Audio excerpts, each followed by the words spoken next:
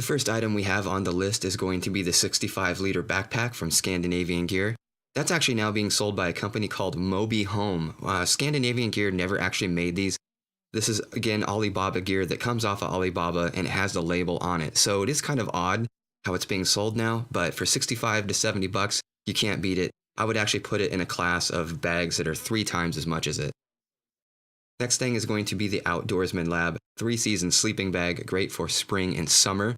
Weighs right around 3 pounds, keep you warm down to about, I would say 40 comfortably. Definitely fits into the ultralight category. Picked up around 30 bucks. The Outdoorsman Lab 3-season sleeping pad, 1.3 R value, picked up for around $30 to $40. Weighs about a pound. Fantastic little pad. Darwin on the Trail even took it on the PCT. We have an inflatable pillow from Outsmart. Trekology is another great brand that you can buy these from. Any pillow that looks like this, they're all going to be the same. Again, it's bought in bulk with the label slapped on it. But for about $10, you can't beat this.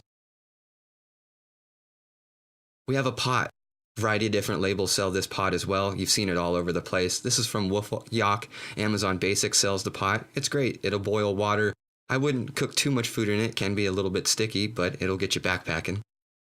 The next thing here we have is a stove. This stove is, again, sold under a variety of different labels that has just been rebranded. E-Tech City is probably the most popular one. Has a little igniter on it, which I really like. It's pretty lightweight, and it's right around $12, so you can't beat that.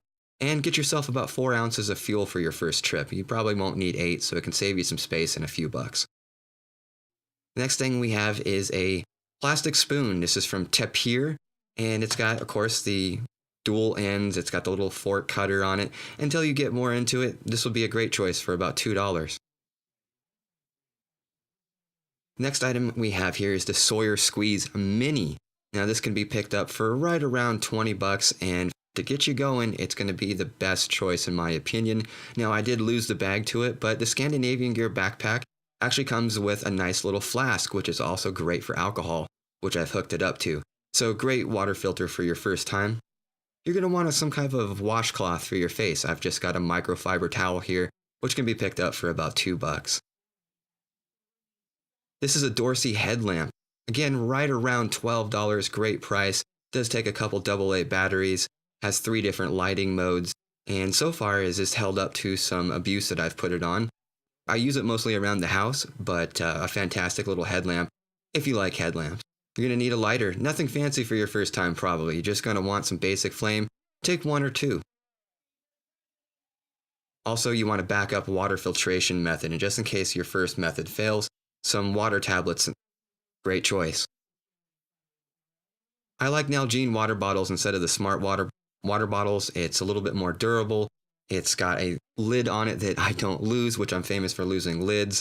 You can also boil water in it and put it in it to keep you warm. It's got measurements along the side, although a smart water bottle is much cheaper. Your tent. This is the Eureka Spitfire one-man tent. Can be picked up for around $100 to $110, and I kid you not, I would put this right next to MSR on a quality level. A great little tent.